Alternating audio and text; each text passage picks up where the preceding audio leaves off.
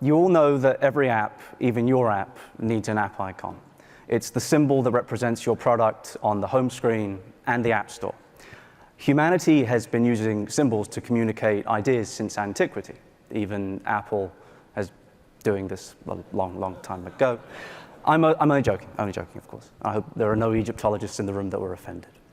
But in all seriousness, we have a long, rich history of using symbols, literal, non-literal, as a method of communication. And we extend this to the modern world where we apply the same principles to user interface design. For example, the original Macintosh. We're going to take a quick trip down memory lane and take a closer look at some classic Mac OS icons. Many metaphors have stuck around for 3 decades of Mac OS. Investing in simple application iconography was a way to emotionally relate to the user. It made the system approachable and easy to use. It also made the platform unique and stand apart from the competition.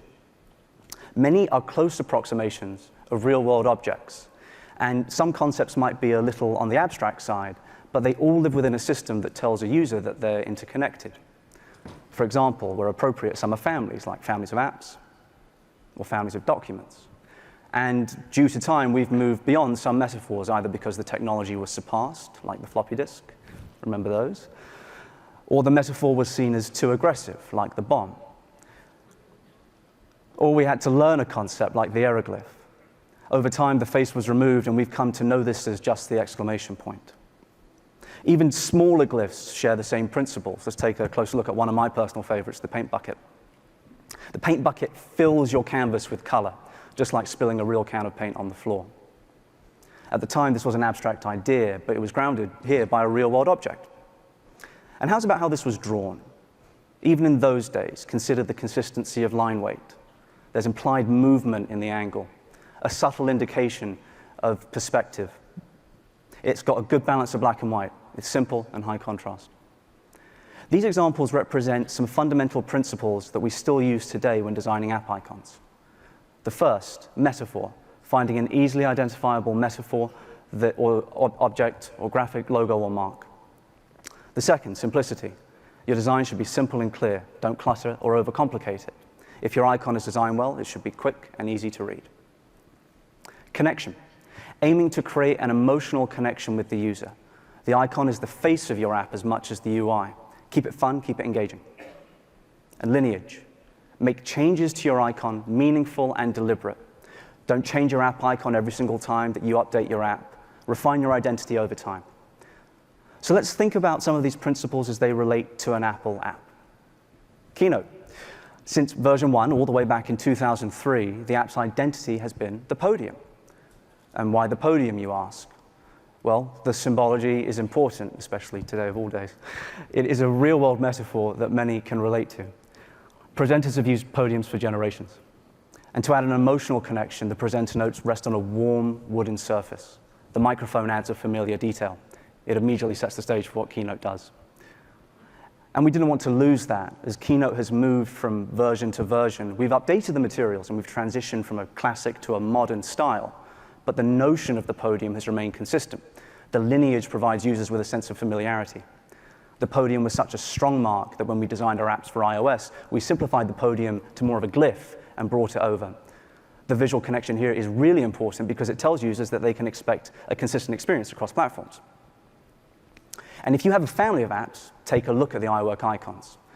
Keynote uses the podium on both Mac and iOS. Pages uses the pen, a metaphor for writing, and the written word. The paper is denoted by a line on iOS, but it helps to ground the pen to a surface. Numbers uses a flatter, more 2D representation of the chart and the table on iOS. We extend the same principles to GarageBand and iMovie with the guitar and the star.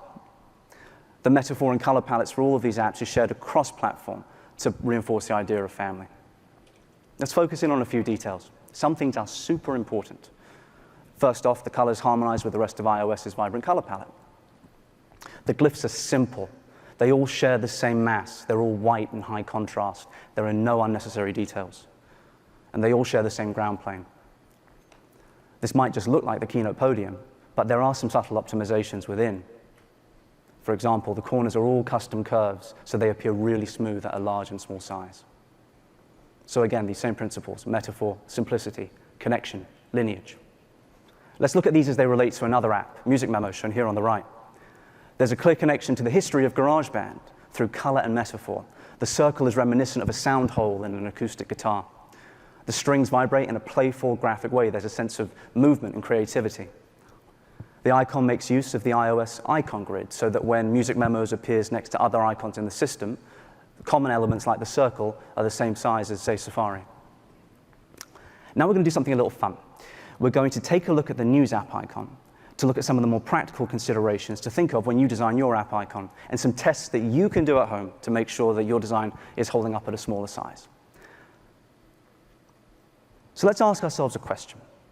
In a hypothetical world, what if News were the only app on the home screen? What would the icon have to communicate for it to be immediately clear that News does what News actually does, or to be understood without a name underneath the icon? How would a good use of simplicity, form, color, contrast, composition help it to be understood? You'd think an icon would have to work twice as hard, right? Well, here's a few other crops that we tried along the way. The first icon here has a peak of paper, and it's a little abstract. Does the N rest on a newspaper or a white box? A little hard to tell. And much of the red background is hidden. The second introduces another sheet behind the first, which helps to reinforce the metaphor a little. But when the other edges are missing, you can't tell that the N is actually resting on a newspaper, and the color is still fairly hidden. Let's look at the third design. You can clearly see all the edges on the newspaper. The white is high contrast, the red background pops. The rendering of the newspaper N logo text is simple, bold, and graphic. Why does this matter? Well, when you look at your icon on the home screen, you can really see what holds up at a small size and has the right mixture of contrast, form, and color. Here's the three designs at a small size. And try testing your icon in a folder next to other icons. Squint your eyes. Where's the News icon? Right there in the top left. And it's easy to see because it's got a simple design. The composition is distinct. It's high contrast. And the color is clearly visible. Designing an app icon is an iterative process. So here's some other things that you can think about as you start to design yours. We'll start with the first, trying to be unique. Now, that might sound like a tall order, but it's important to be really aware of other apps in your category. Here's 3 apps in the video space: Quick, Instagram, Periscope. Let's look at how different these icons are. Colors and shapes are bold. Each is distinct and stands out on the home screen. Instagram is also a great example of how an icon can become synonymous with a company. The moment you see the white camera glyph, the purple sky, you immediately think Instagram. Second, experiment. Now, despite how beautiful a blank canvas is, starting here might be a little daunting. So why not try a little bit of sketching? Even if you don't think you can draw, sometimes a pen and paper goes way further than a mouse. And sketching is a great way to get your ideas out without worrying about finessing your icon early on. Do some doodles, show your friends, get their ideas. This is your app icon, so your design has to pop. Have some fun with it. Third up, and perhaps most important, test. What do we mean by test? Well, as you develop your app icon, examine it on the home screen, in a folder, and if your app has settings, the Settings app. And be careful if you decide to represent your user interface in your icon. Clear is a great example of doing this really, really well. They've got a strong visual style with recognizable colors and a simple banded pattern that really helps it stand out at a small size. Again, it's simple, colorful, high contrast. And last but not least, have some patience. The answer might not come to you right away. Take your time, examine your options, and save your work. Oftentimes, it's the simplest design or an early direction that you abandoned that you actually ultimately find is the right choice. So to summarize, when designing your app icon, think about metaphor, a clearly identifiable object or symbol that is simple and easy to understand, to create an emotional connection with the user. Be fun, be playful. And lineage, your icon is the face of your app. It's your brand. Think of your icon as an investment. And for the process, try to make your icon unique so it stands out on the home screen and the App Store. Experiment with different designs and test them. Use the icon grid. Look at icons that Apple has designed as reference for form and color. See what looks good, big and small. Put your icon in a folder to see how it looks at a really small size. And don't forget to optimize your assets for different device sizes. And above all, have patience.